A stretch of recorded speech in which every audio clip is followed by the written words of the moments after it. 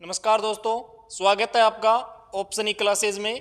आज हम चर्चा करेंगे जो रीट में जो 2 गुना कैंडिडेट सिलेक्ट हुए हैं उनका जो डॉक्यूमेंट वेरिफिकेशन होना है उसका शेड्यूल कब आएगा और कौन कौन से डॉक्यूमेंट्स हैं वो 2 गुना में चाहिएंगे और कौन से डॉक्यूमेंट्स आपको थोड़े जब 1 गुना ही कट ऑफ आ जाएगी उसके बाद बनवाने हैं। तो चलिए शुरू करते हैं। तो अगर पिछली साल जो L1 के अंदर जो डॉक्यूमेंट वेरिफिकेशन हुआ था 2 गुना का, तब एक पोर्टल बनवाया गया था जिसका नाम था न्यू पोस्टिंग पोर्टल बनवाया गया था। उस पोर्टल पर जो डॉक्यूमेंट्स अपलोड करवाए गए थे उनमें है 10th की आपकी मार्कशीट, इसके अलावा जो 12th की मार्कशीट है वो, और जो रीट जो पात्रता परीक्षा हुई थी उसका जो प्रमाण पत्र है, उसकी जो अंक तालिका है वो, आगे DLED मतलब जो BSTC की मार्कशीट है वो, अगर बीएड कर रखी है तो बीएड की, दोनों कर रखी है तो आप दोनों भी लगा सकते हो। इसके आगे डोमिसाइल सर्टिफिकेट मतलब मूल निवास प्रमाण पत्र, और आगे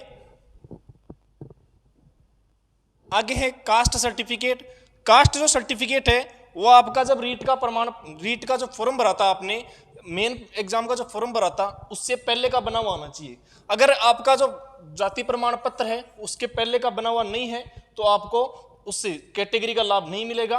उसके पहले का अगर जाति प्रमाण पत्र है वो बना हुआ है तो ही आपको उस कैटेगरी का लाभ मिलेगा। इसके अलावा ग्रेजुएशन की डिग्री, पोस्ट ग्रेजुएशन की डिग्री अगर कर रखी है तो, इसके अलावा जो बीएड की जो मार्कशीट है वो, और स्पोर्ट्स कैंडिडेट्स के लिए जो स्पोर्ट्स सर्टिफिकेट है वो चाहिएगा, और जो विकलांग जो कैंडिडेट हैं उनके लिए जो डिसेबिलिटी या जो पीएच फिजिकल हैंडीकैप जो सर्टिफिकेट है वो अपलोड होंगे।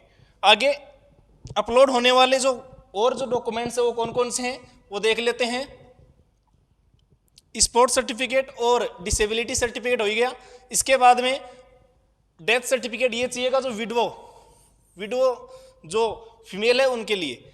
इसके अलावा डिवोर्स सर्टिफिकेट चाहिएगा, और जो एक्स सर्विसमैन उनके लिए पेंशन डायरी या एनओसी वगैरह वो चाहिएगी। इसके अलावा जो टीएसपी कैंडिडेट है उनके लिए जो विशेष मूल निवास है वो चाहिएगा।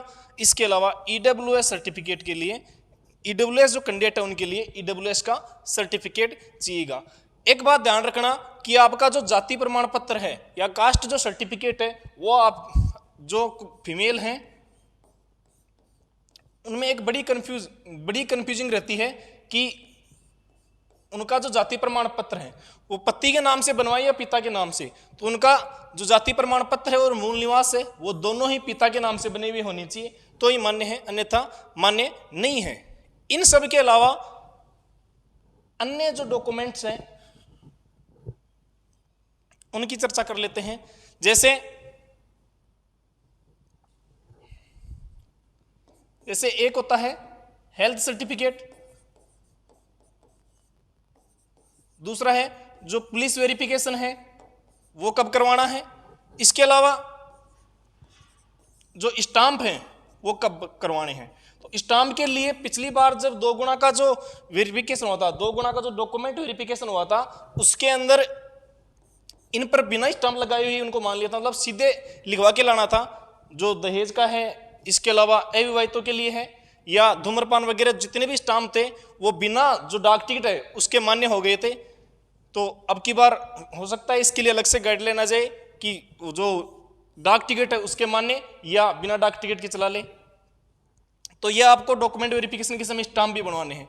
हेल्थ और जो पुलिस वेरिफिकेशन है वो आपको 1 गुना कट ऑफ आने के बाद बनवाने हैं। हेल्थ सर्टिफिकेट है वो ज़्यादा पुराना नहीं होना चाहिए।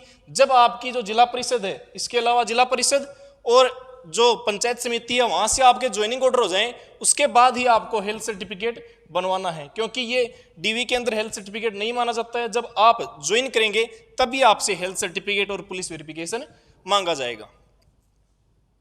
इसके अलावा सबसे मेन जो चीज़ है वो ये है कि आपकी जितनी भी डिग्रियां हैं, मार्कशीट्स हैं, उनमें आपका जो नेम है वो बिल्कुल समान होना चाहिए, इक्वल होना चाहिए। अगर अभी किसी प्रकार की जो त्रुटि है तो आप अभी से ही करवा लीजिए, क्योंकि अभी वक्त है, बाद में परेशान ना होना पड़े।